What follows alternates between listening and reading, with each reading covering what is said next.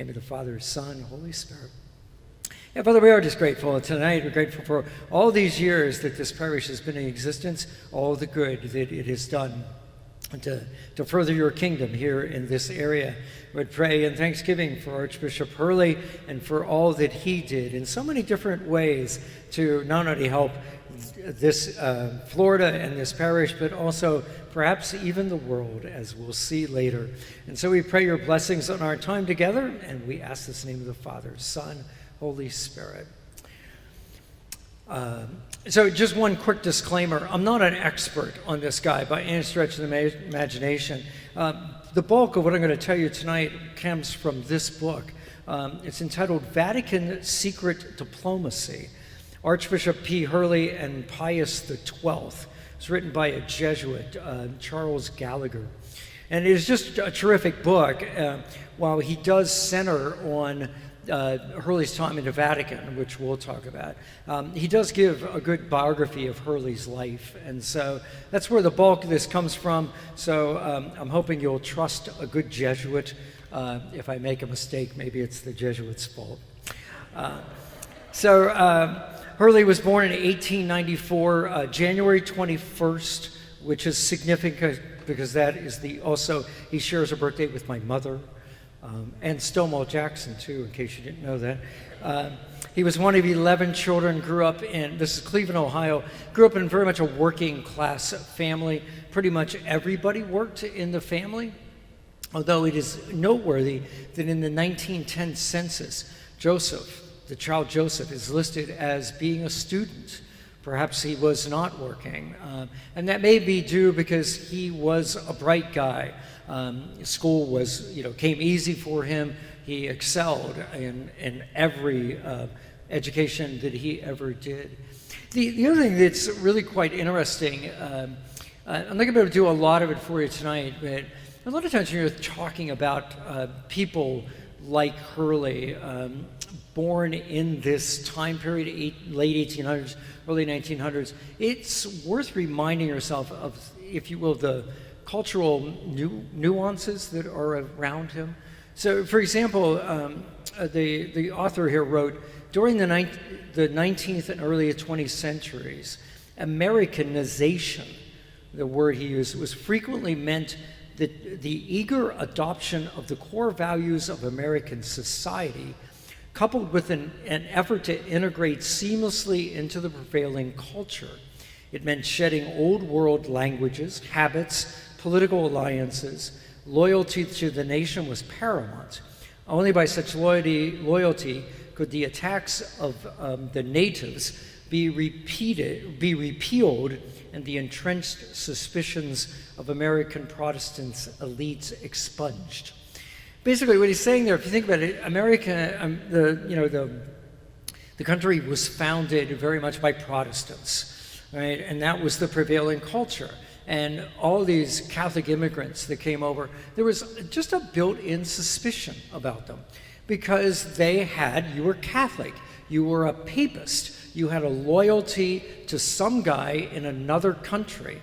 And so there was always this question in this time period, this question of, well, where do your true loyalties lie?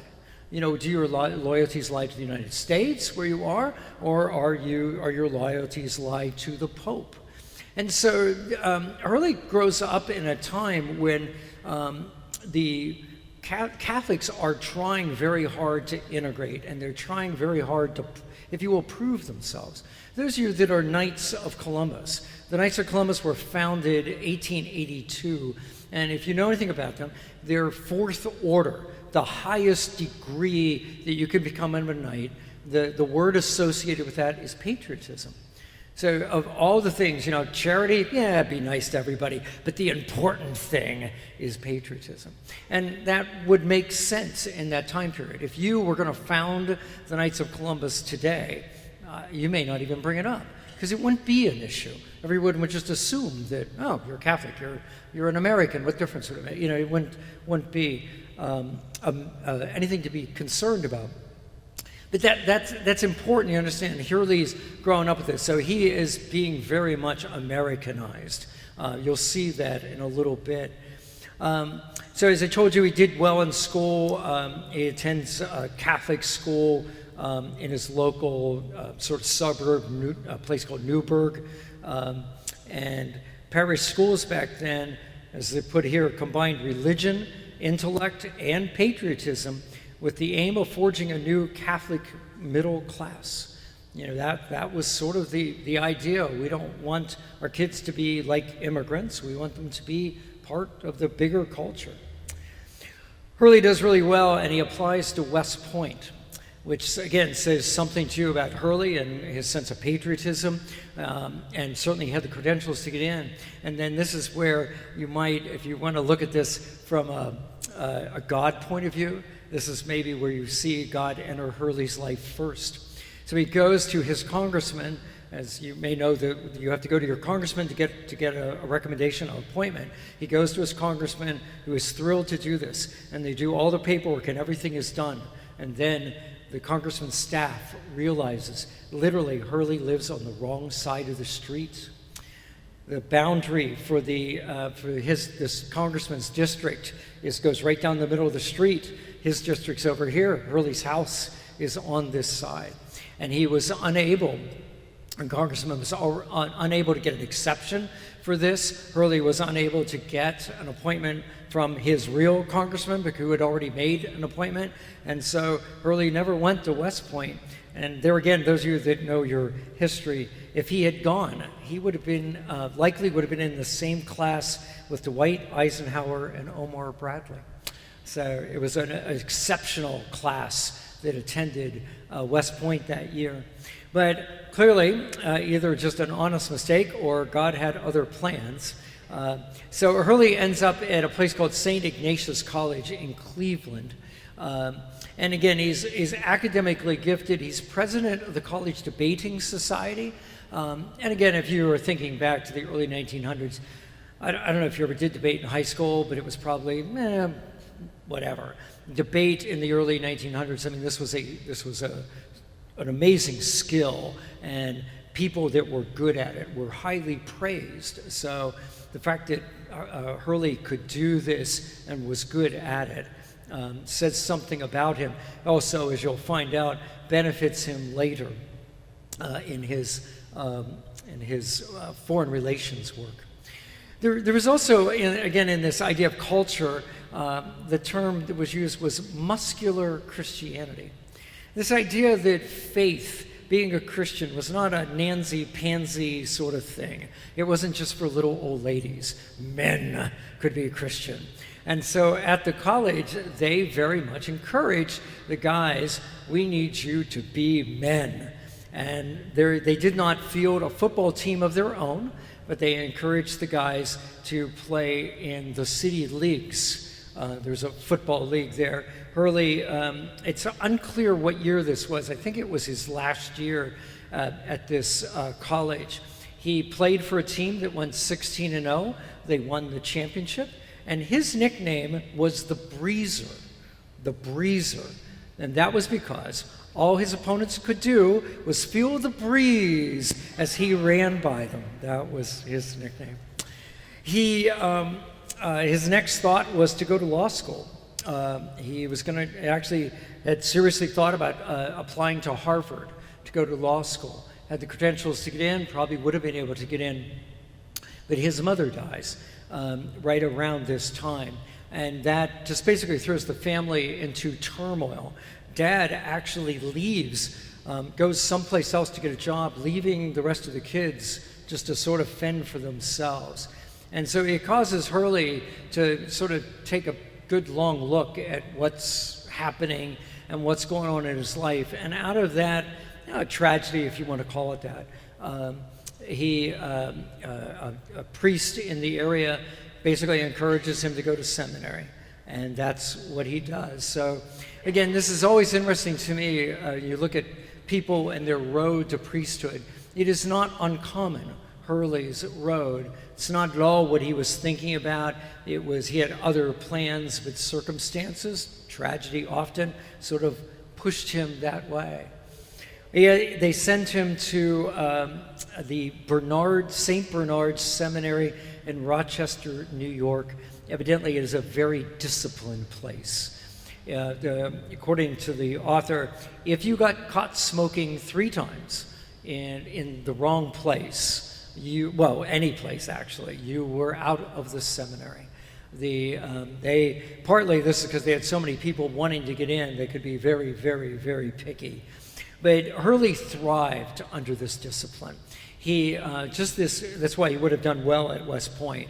He's just one of these guys. Tell me what to do and I'll do it. You'll find out later, I was told by some older priest in this diocese that knew Hurley that it was not generally a good thing if Hurley called you up and said, I want you to be my secretary. Because Hurley had this same expectation for all the people around him. He wanted to tell you what you needed to do, and he was expecting you to get it done, and wasn't probably going to cut you a whole lot of slack that way. So he does really well at the seminary. He then gets an advanced theological degree at St. Mary's back in Cleveland, and then is ordained to the priesthood in May 29th, a week or so from now, in 1919. But what's important here for Hurley is that when he comes back to St. Mary's to do this advanced degree, one of his professors is a guy, Edward Mooney, Father Edward Mooney. And Mooney is going to basically change Hurley's priesthood in about 7 years, is basically what it amounts to. But after he's ordained in 1919, he serves several parishes. If you recall, back in those days, associates got moved around even more than they get moved around now. So he just went from place to place to place. So then here's something that is a bit of a mystery. Hurley is placed on on sick leave in the Diocese of Cleveland on July 14th, 1926. But that's all the record says. He was granted sick leave. Doesn't say what the sickness was or anything about it. And just a month or so later, Hurley applies for a passport and leaves the country. And he ends up in Spain he enrolls at the University of Toulouse to study diplomacy and diplomatic history. The author is really quite intrigued by all of this. In other words, you look at sort of Hurley gets the sick leave and he ends up in France studying something, and you feel like there's a missing puzzle piece or two, that somebody encouraged him to do this, rather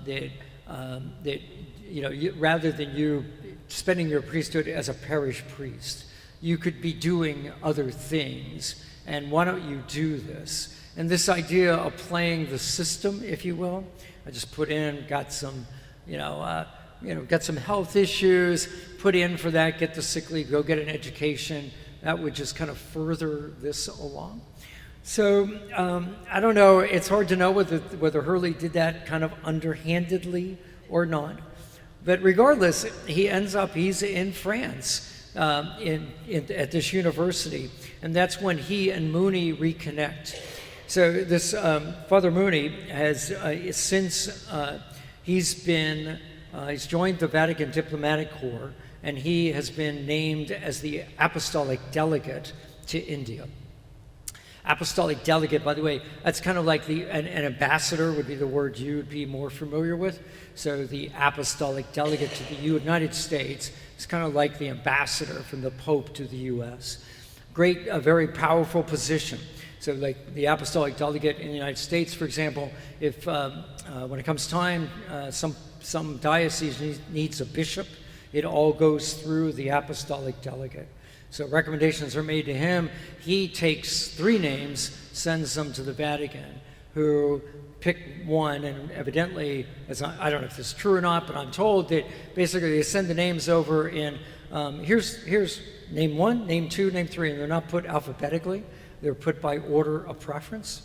And so the fact that this guy is, to an extent, influencing bishops, the choice of bishops, that sort of thing. And they are tasked with talking to the government, making arrangements, things like that. And the whole idea of appointing bishops over the church's history has always been an issue.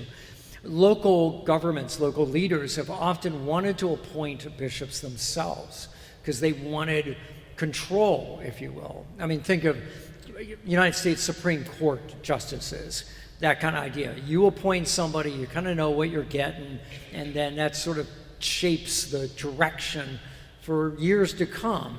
And so the idea would be, you can imagine in this country, oh, what a nightmare, if the whatever party was in power got to pick bishops. And so let's not use Democrat and Republican. This is sort of, if you had a more, shall we say, conservative person in power, they might then appoint more conservative bishops. Have somebody a little more liberal, you would appoint more liberal bishops, because of course a more liberal bishop would be willing to support your more liberal policies, if you will. So the church has never been a big fan of this, and have always wanted to be independent. There are bishops, we're going to appoint the bishops we want, that sort of thing. But it's even now in China, the arrangement between the Vatican and China is not like China's still got a lot of say in bishops, which the Vatican would like to get rid of, but they're just at the point they're doing the best they can. So anyway, that gives you an idea. So Mooney is named the apostolic delegate to India. And of course, India is a big place. This is not a trivial assignment. He asks Hurley to be his assistant, his secretary, if you will.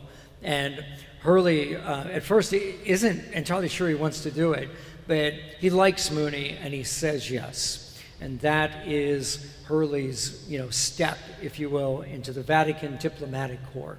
So they're there in India, and of course he gets to watch Mooney work, and then Mooney is transferred to Japan, another big assignment as the apostolic delegate there, and he takes Hurley with him.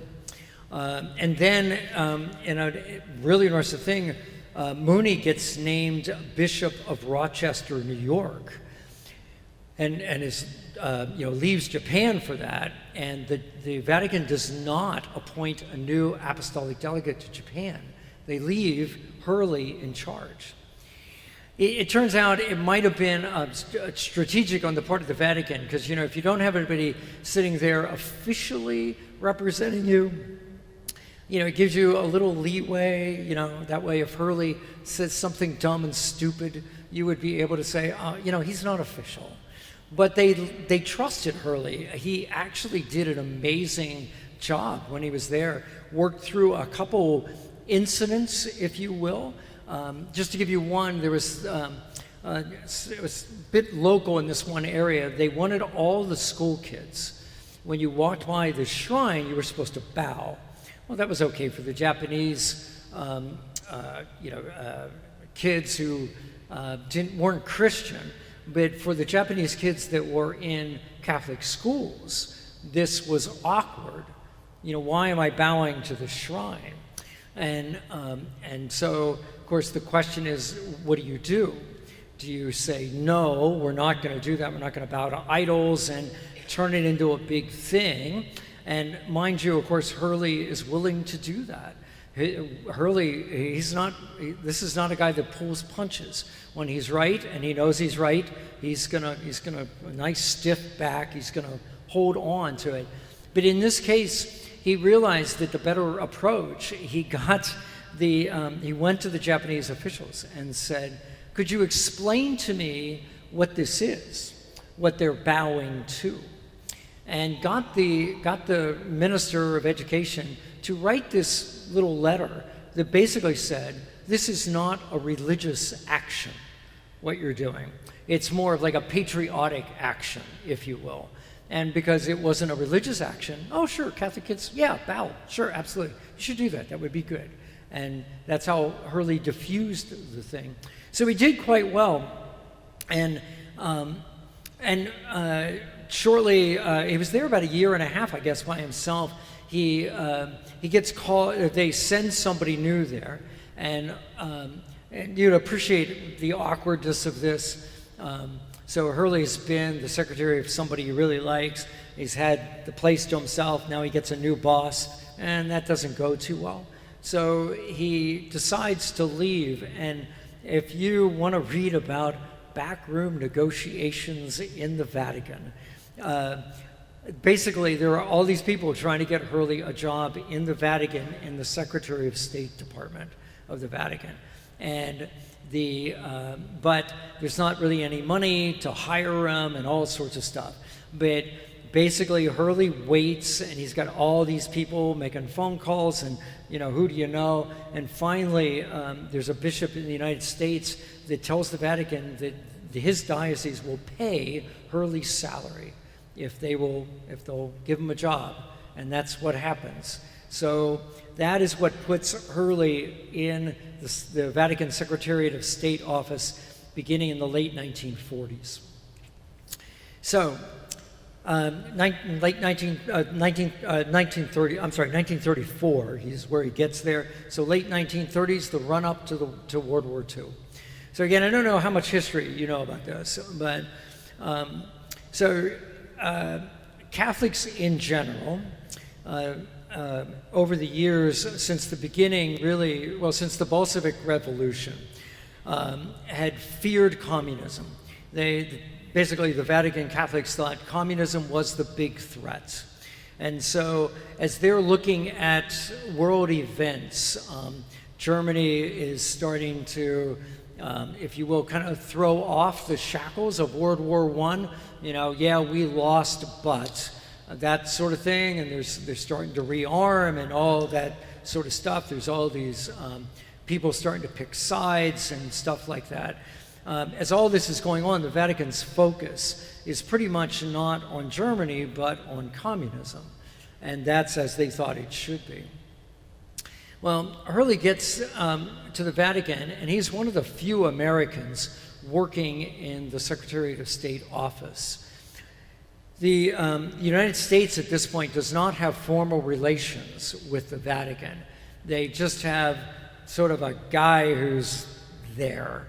And in this case, it's a guy named Phillips. And Hurley meets this guy, William Phillips. He was FDR's ambassador to Rome. They meet in 1937. And what proceeds to happen is this contact with the American government and the State Department begins to switch in Hurley his view of world affairs, if you will. Because he's pretty much caught up into it the way the rest of the Vatican would. But basically, the United States, and certainly Britain, any number of different people, they saw the rise of Nazism in Germany and in Italy as the bigger threats. And so they were looking for some support. So the fact that Catholics all over the world, if it was possible to get the Pope, to get the Catholics to be concerned about this, that was going to help their cause.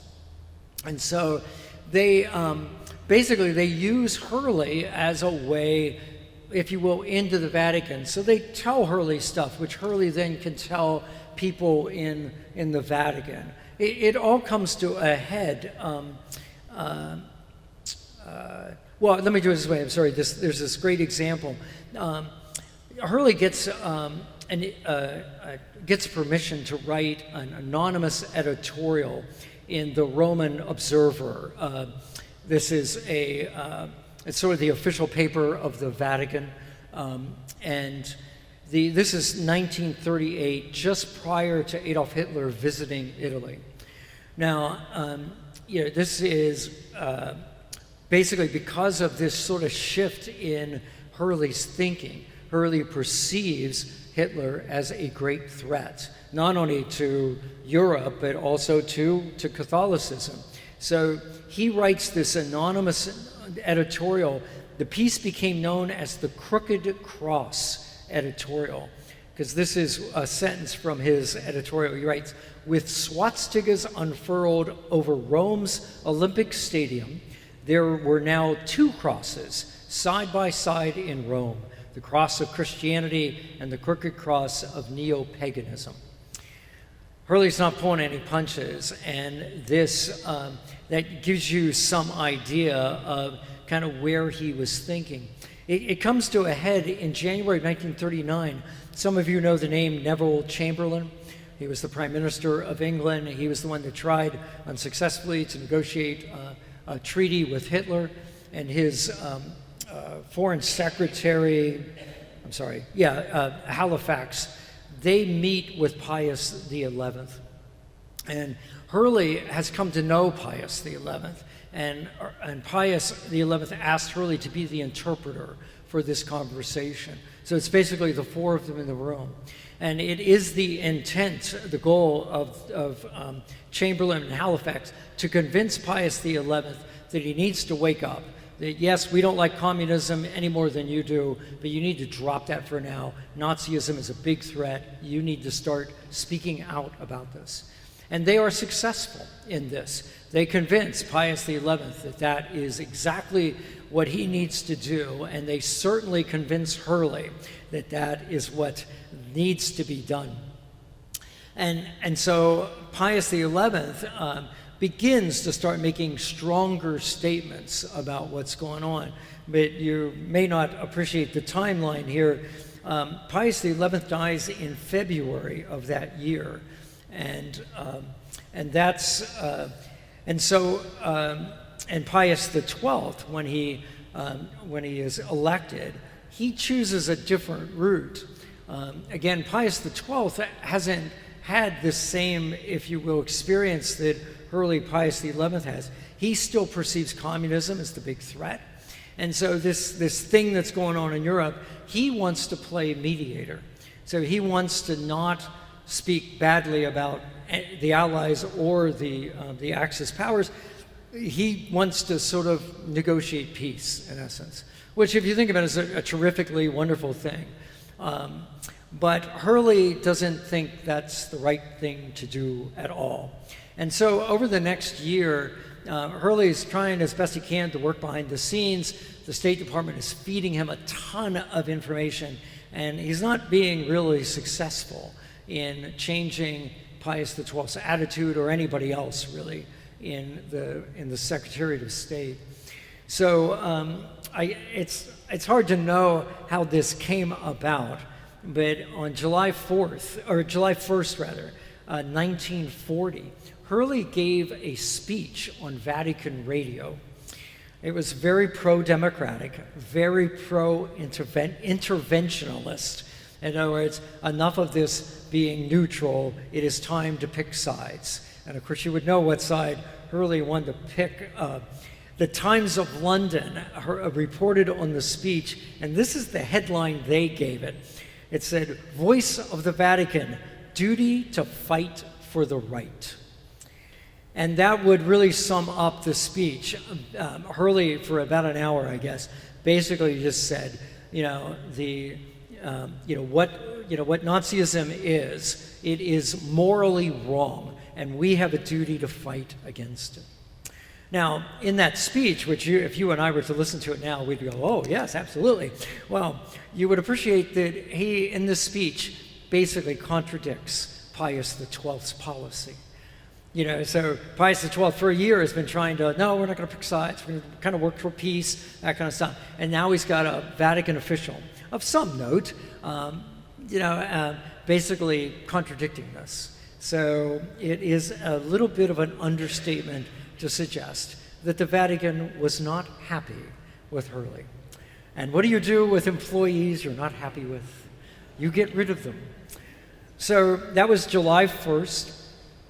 So it just turned out that on August 13th of that year, so a month and a half later, Bishop Barry, who was the bishop of the Diocese of St. Augustine, so at the time that was the entire state of Florida except the Panhandle part, so Bishop Barry dies.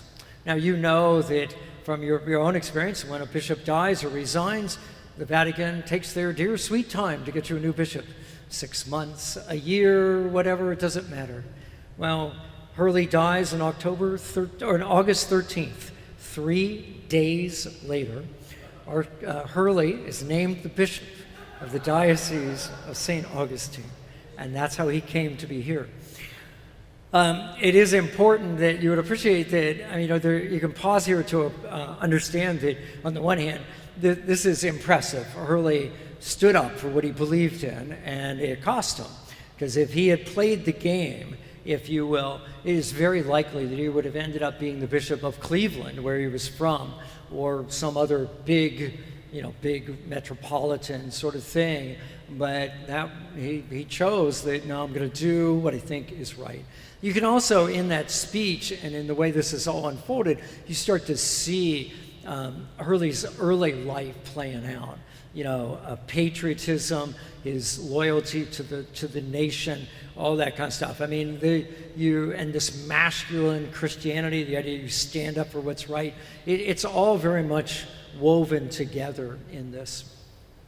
So he's installed in St. Augustine, November 26, 1940.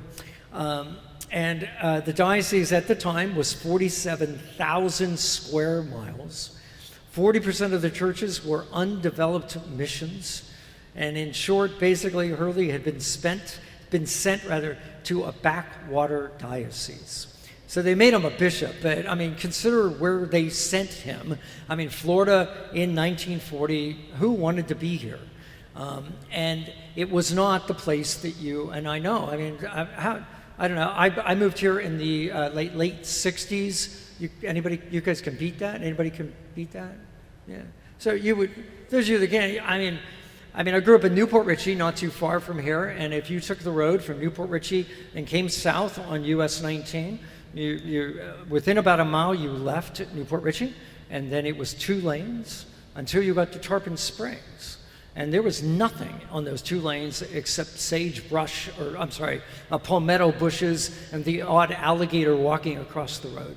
After you left Tarpon Springs, Clearwater was the next thing. No countryside, none of that. And the same thing, there was nothing between Tarpon Springs and Clearwater. Clearwater, just you kind of passed through it, and then you got down to St. Pete. That was all there was. You would appreciate now that if you get on US 19, say in St. Pete, and just start driving north, you're not going to see any palmetto bushes on either side of the road until you get well north of where I grew up.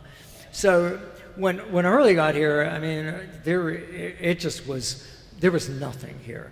So you got to figure, the author didn't mention it, Hurley didn't keep a diary, anything that would indicate it, but you got to figure he's pretty upset, disappointed, that sort of stuff.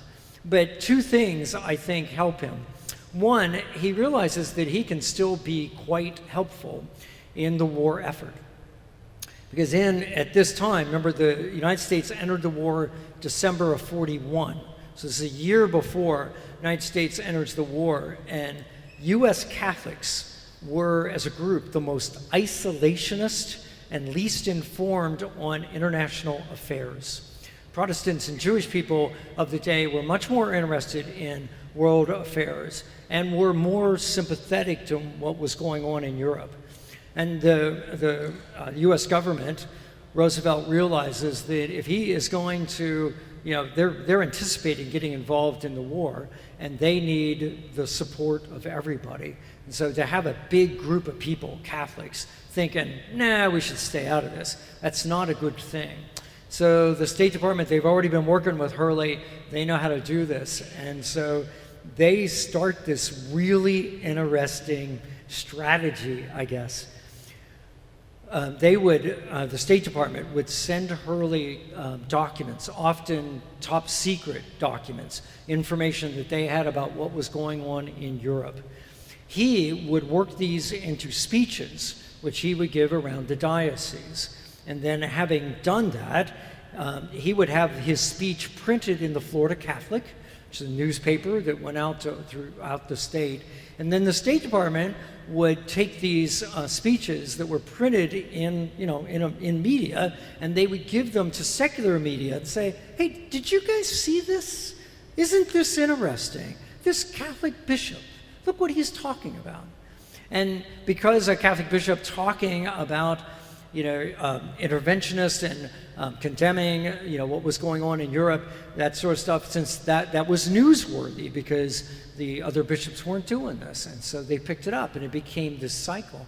Turns out Hurley gave one of these talks in June 1940. He gave a talk up at St. Leo Abbey, which I think is just bizarre that Hurley goes to this abbey, talks to a bunch of monks, and basically is giving a foreign policy speech. But that's how they did it, and the State Department even arranged for him to give a speech on the radio, CBS Radio, July 6th, 1941.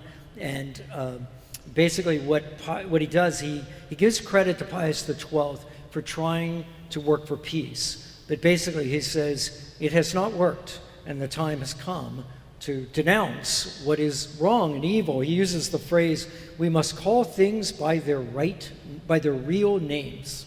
So, again, he's not pulling punches. What is interesting to me about this, the speech is very, very controversial within the Catholic hierarchy. There are bishops in the American church who, Hurley's got a good point. There were a number of bishops, especially prominent bishops, that thought Hurley had overstepped his bounds, that he had no right to give a national speech. As a matter of fact, the apostolic nuncio for the United States, was pretty angry because he thought Hurley should have gotten permission to give this speech. And I don't know if you are tuned at all into modern Catholic hierarchy disagreements. Some of you would know some of the stuff, about who can take communion, about what do you do in terms of LGBT rights, and how do you handle that in the church. These are hot button issues in the church. And if you look, you don't have to look too hard, you can find, there are bishops here that think one side of this, bishops here think the other side, and they're not exactly being really nice to each other. There are times when the word Christian is hard to use to describe what's going on. Well, I'm reading this discussion. I reread the book while I was recuperating, and I'm reading this discussion where he's talking about what bishops are saying about Hurley and what people are saying to defend Hurley and all this stuff. And it was like, oh my word, the topic is different, but it is the same playbook that is being used now as what's being used then. Some of you know that expression that history tends to repeat itself. Well, there is an example of it.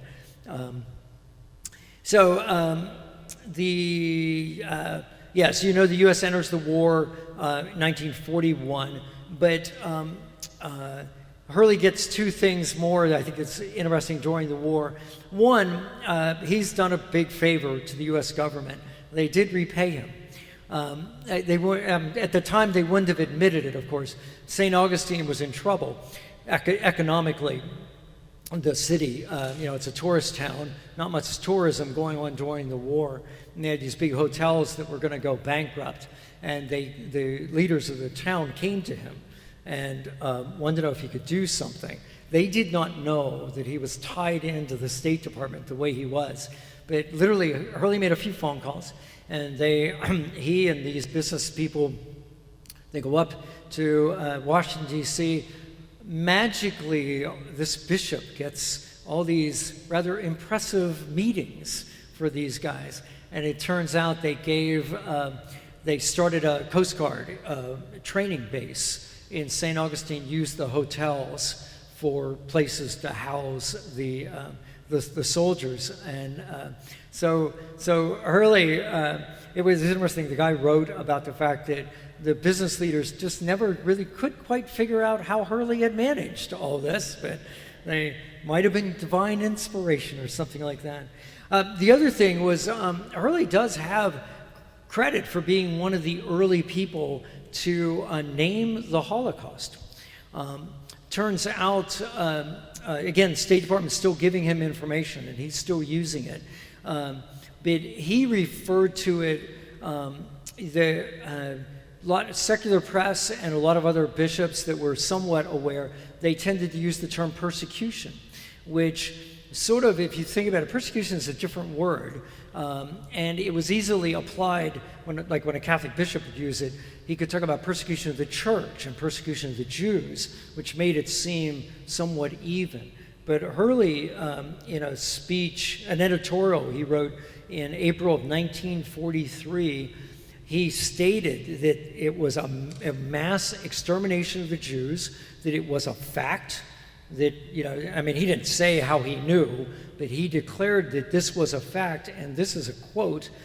He made it obligatory for Catholics specifically to denounce Jewish extermination as a religious matter of conscience.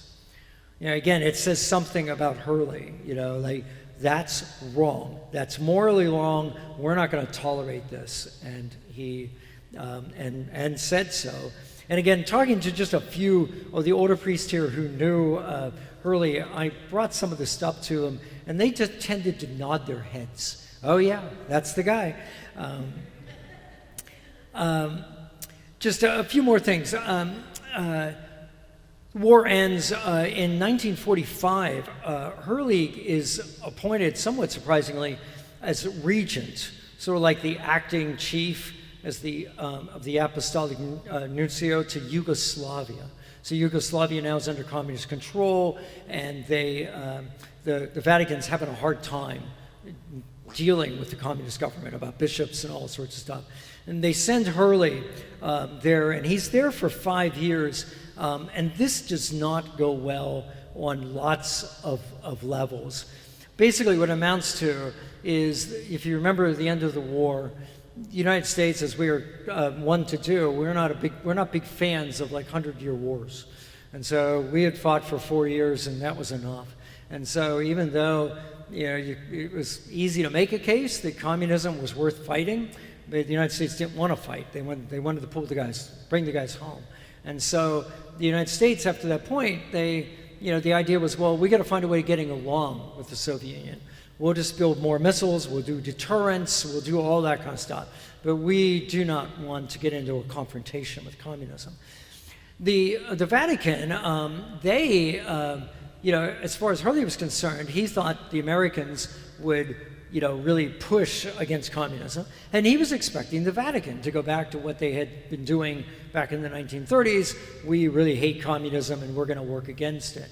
But everybody seems to be trying to get along with the Yugoslavian communist government. And Hurley just doesn't think this is the right thing to do. And every time he tries to push back, he gets everybody telling him, no, don't do that, we won't back you. That sort of stuff. So this is not a happy 5 years for Hurley. At the end of it, Pius XII names him an archbishop, but it's a thing called a personal archbishop. So it's just a title. So you're not like the Archbishop of, say, Boston. So you get to be the Bishop of Boston with a title. You're just an archbishop. It's just 4 letters you get to write in front of your name. It's all. So now he's back in Florida, but it is important to know that Hurley doesn't go quietly. So a terrific incident, January of 1959 now, some years later, the first deputy of the Soviet Union, a guy named Anastas Mikulin, he's going to visit the United States on a 2-week goodwill tour. He's going to meet the president. He's going to travel around, look at industry. It's a chance for perhaps some, détente, if you remember that word. The idea that maybe the United States and the Soviets could start doing some business together, things like that. Well, Hurley finds out about this, and Hurley wants to make a statement, because on a part of that trip on January 20th, this guy, Mikulin, he's supposed to land in Tampa. He's going to tour a state-of-the-art orange juice processing plant and a frozen fruit packaging plant. That was the point of the trip. So this is what Hurley does. He issued a special order under the signature of his chancellor, Reverend John Burns. This is how it reads. We understand that Mikulin, the Russian communist, will be in Tampa on 20 January. The Most Reverend Archbishop desires that our priests and people join together on that occasion in a solemn act of religious intercession for the repose of the souls of the tens of millions ruthlessly done to death by Mr. Michelin and his associates. It is recommended that this intercession be made through the holy sacrifice of the Mass. It is further recommended that the church bells be tolled on this occasion. It would cause tragic discouragement in the hearts of our suffering brethren behind the Iron Curtain if we were not to manifest our profound sentiments of Catholic solidarity with them on this mournful occasion when Michelin defiles the soil of Florida. No. Hurley actually he planned to be in Tampa on the day. He had it all planned out. He was going to have the church bells rung when the plane landed in the Tampa airport. And as he toured the city, he was going to keep having those bells rung as this guy was touring around. And of course, the State Department knew about this plan. They heard about the plan. They knew Hurley. And so the New York Times on January the 18th had this headline: Michelin has talked with Eisenhower, Florida trip canceled. The other thing, the last thing about Hurley that is of interest, I think, is, so he gets in Florida in the 1940s, there's nothing here, literally nothing here. But Hurley's a smart guy, and he realized that is not going to be the case forever, that this is a place where people are going to want to come. And basically, Hurley starts buying land. And it is staggering the amount of land he buys. He actually creates a real estate board, group of lay people and some priests working within the diocese to identify land that could be used for parishes and other uses around. And he would use, when he found out about the interstate system being planned, he sent a note out to the pastors, told them that they should buy at least 7 acres of land within 3 miles of all planned interstate interchanges. You stop and think about where parishes are around here. St. Lawrence, for example, in Tampa, is within a few miles of the Dale Mabry interchange there. He purchased 154 acres in St. Petersburg alone in the year 1950. That's a lot of land, if you will. He was spending, on average, about $300,000 a year during the 1950s on land. Now, for the pastors, this was not quite a good thing because all the money had to come from someplace, and it was coming from parishes. He was taxing the parishes at exorbitant rates to get the money to do this. So I know for a fact that St. Patrick's in Largo, St. Stephen's just up the road here, the original land, Hurley was flying over it and pointed down. He's like, that would be a good place to put it, And so they bought that original land, St. Lawrence in Tampa. I also know he bought the land for Tampa Catholic High School, which is really interesting because if you go to that campus, Rome Avenue goes right down, and to your right is all the classroom buildings, the chapel, office, that kind of stuff. And it's just in a neighborhood. On the left is all the sports fields, the baseball field and the gym and all that stuff, and the Hillsborough River. There are several hundred yards of, probably 200 yards worth of waterfront property there that Hurley got for nothing. Of course, he just bought it up. If the diocese ever was really strapped for cash, they could sell that land for millions of dollars, literally. And it is kind of fun. You can be down there just playing baseball, hit your home run into the Hillsborough River if you want. The St. Vincent de Paul Seminary that's down in Boynton Beach, he bought the land for that as well. So at this point, Hurley is sort of riding off to the sunset, but not before. Again, Hurley had a stubborn streak, and it wasn't always directed to morally right things. So the diocese starts to get bigger, in terms of population. Vatican decides it'd be good to divide it. And so if we're 7 dioceses now, but the first division was sort of a line mid-state. So it was St. Augustine and Miami. So they're going to create the Miami diocese. Well, typically what happens in a case like this, the diocese, all their assets is in stocks and bonds and blue chip things and all that stuff. So you just simply divide the assets in half, and you give the new bishop of the new diocese half the money, you keep half. It's fine. Hurley didn't have a single bit of stock. He had land, and he had a lot of land in Miami, which was way more valuable than a lot of the land he had up north. And he wanted it divided based on the current value of all this land that he had. And the Vatican wouldn't do it. The Vatican wanted to divide it based on what he paid for it. And Hurley was, he used the word rape at one point, thought that the Miami diocese was raping the diocese of St. Augustine with this. He fought them for 7 years over this, until finally the Vatican pretty much just threatened him. You will either sign off on this stuff or you can get another job.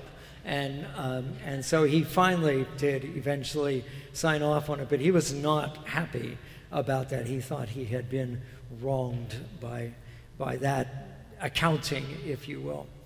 So he dies in October 30th, 1967. And so you look back at the guy's legacy. It's hard to suggest that one person changes the thinking of the Catholics, especially in the United States, but he certainly contributed to it. The fact that the United States as a whole, we were remarkably united going into World War II. Something that's not true in most other wars that we've fought since. There's a real sense of we came together. And again, it suited Hurley because this idea of patriotism. Yeah, even if there's some part of this I don't like, my country is doing this and I should do this too. So Hurley contributes to that. And then you think in terms of us in Florida, but even in our diocese, I mean, he bought all this land and was willing to put up money like for the construction of the parish here. Even if the parish didn't have the money, he'd get it started, if you will. And he was willing to do all that because he realized this was a growing place. Lots and lots of people coming in, lots of Catholics coming in. He wanted to minister to them and insisted that places build schools as part of that, which is one of the reasons why there are a whole lot of parish schools associated with all the parishes. And so the man leaves quite a legacy for us. Not all of it good. I don't know that anybody's gonna put him up for sainthood. There's probably enough things you could look at. I was like, maybe that wasn't quite the Christian way of going about that. But I like I said, I found the guy to be perfectly, wonderfully fascinating in so many ways. And you have to admire his really good qualities, especially maybe he was a little stubborn, but indeed, especially when it came to moral issues, he had a real sense of this is the right thing to do. And that's what I'm going to do. And for me, too, this idea that he was very much a product of his time is a good historical lesson. Because I stopped to think about, I was born in 1957, and start to think about, over my lifetime, this shift from, that the greatest generation of, we're all in this together. So my parents and people I knew when I was growing up, they were all part of that generation. And over all these years, our society has shifted so much more to an individualistic society. So I bring all that as opposed to, someone who's born now or just born, say, 2000.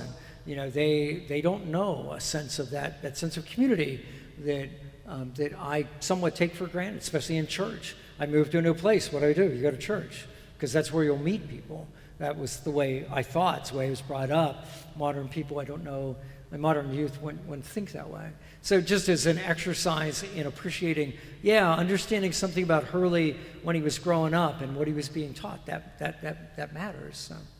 So with all of that, I hope that was helpful to you. I did want to leave a little time for some questions with the understanding that I might not be able to answer them, because My brother is quite a historian, taught history for years and years at all sorts of different levels, and he's passed on a ton to me, and I did the research, but will do my best if you have a question. Yeah. No, he's a diocesan priest. So he was ordained for the Diocese of Cleveland. But yeah, just that bit about the sick leave thing and then ending up in the Vatican, if you're a cynic, if you don't like the guy, you would just say, well, he manipulated the system so he could advance. He wanted to climb the corporate ladder, so to speak. In your research, when you were looking at the time that he was against the communism in Florida, were there any other people against him for voicing that? Yes, yeah. I mean, the State Department was furious because, again, they're trying. His question was, were people happy with Hurley when he did the thing with the Soviet leader? Yeah, because if you were of the mindset, no, we need to try to get along with the Russians because that's way better than mutual destruction with nuclear weapons, which is, of course, not an unreasonable view to take. Yeah, you're going to think that Hurley's like, no, you should calm down. Like, let the guy calm. But Hurley, certainly because of his time behind the Iron Curtain in Yugoslavia just a few years before, he had a real sense of what communism was really like, and he wanted to name it for what it was. So, yeah, people weren't always happy with him. Mm-hmm.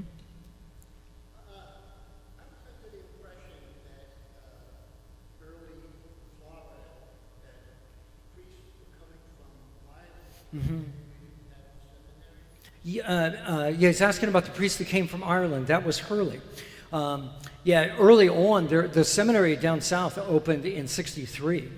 So in all that other time, you had to send your potential priest to other places. If you remember, Hurley grows up in Cleveland. He gets sent to New York to go to seminary. So Hurley was sending his people, his young guys there, and he was cultivating, as he called it, native vocations. But he needed way more priests than he had. And he recruited a lot of these Irish priests to come over. And so some of these people that you would know, Monsignor Higgins, if you've ever heard of him or ran into him, he came over, started St. Lawrence and stayed there. I think it was the only place he ever had as a pastor. He was there 50-some years. Yeah, all these Irish-born guys, Hurley brought him over just because he needed them. I don't know. I don't know John's story, Father John. I don't know his story about how it is he came to be over here. Bishops are forever, like our bishop is forever. It's a combination of if you are a bishop in another country and you have excess priest. Father Vijay would be a good example of that. Now, he was an ordered priest, but his order realized that if he sent Vijay over here, Vijay could send money back to them. So when Father Vijay was with me at St. Anne's, he was living off his stipends. So the money you get for saying Mass, money for weddings, funerals, that was what he was using to live on. His salary, he just signed off on the check and sent it to his order in India. So some orders are doing, that sort of thing. It was like, hey, we got this nice guy. You'd love him. You want to take him, for a couple years. Other times, priest, it's kind of who you know. So if Bishop Lynch had some international connections because he was on the board for Catholic Relief Services. So he would make these connections, and then you find out about somebody, and you say, oh, well, yeah, we could use them, and that sort of thing. Yes?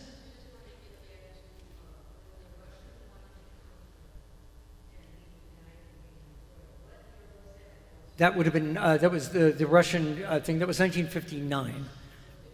Yeah. Yeah.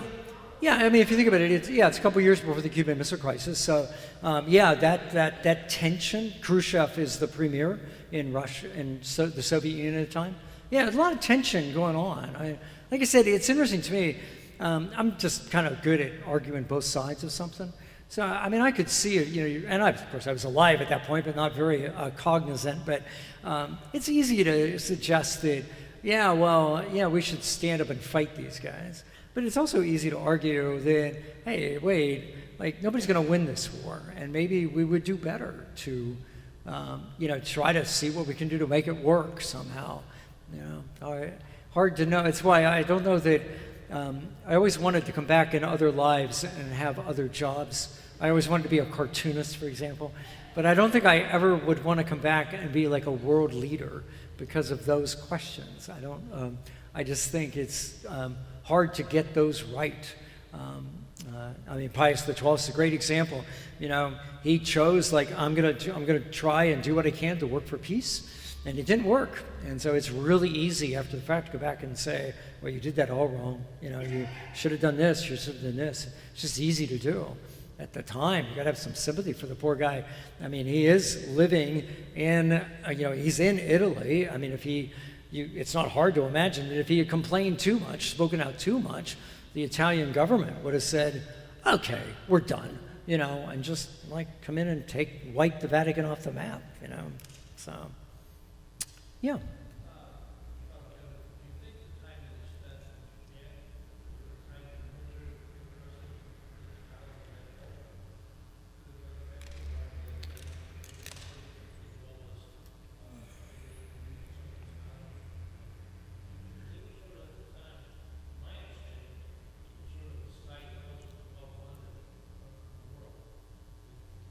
Yeah, he's asking about Hurley's time in Japan, and I'm not sure I know enough.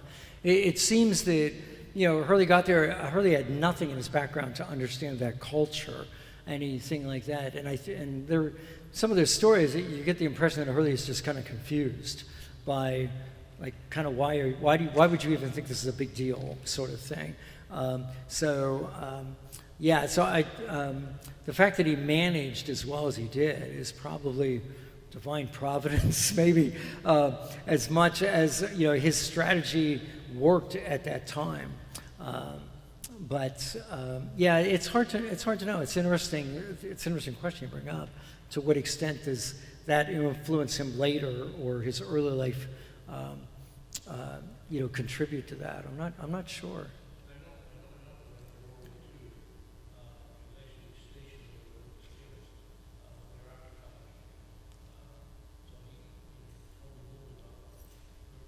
Mm-hmm.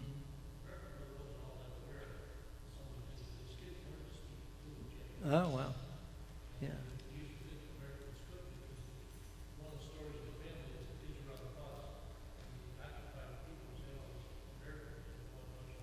Uh-huh.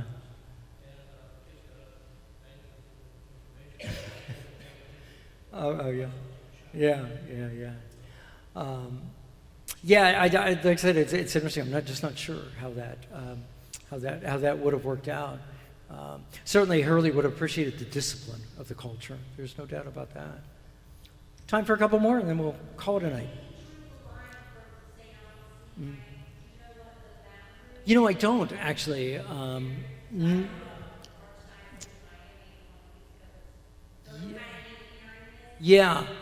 don't know. And I really don't even remember the order in which the other ones are divided. She's talking about the diocese in Florida.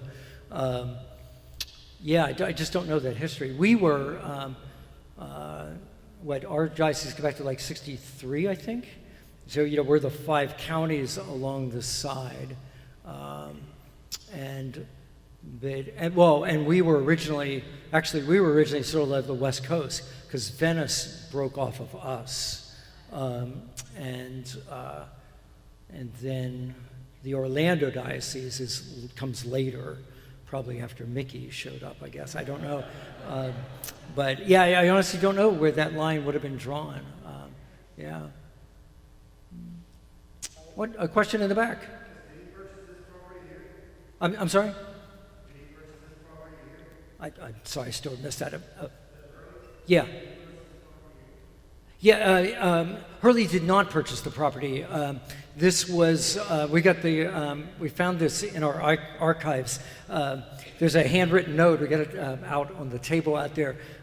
Evidently somebody knew the person who owned this land, and I guess a group of people had already started worshiping here, and they asked about buying it, and he offered it for $500 an acre.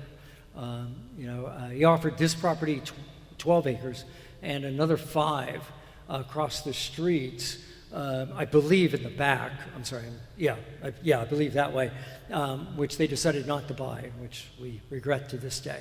But yeah, to my knowledge, I don't know if Hurley would have paid for that. My impression is that the parish paid for that, that sort of thing. So I'm not sure. Like I said, I know he signed the contract. We got his signature out there. He signed the contract to build the place.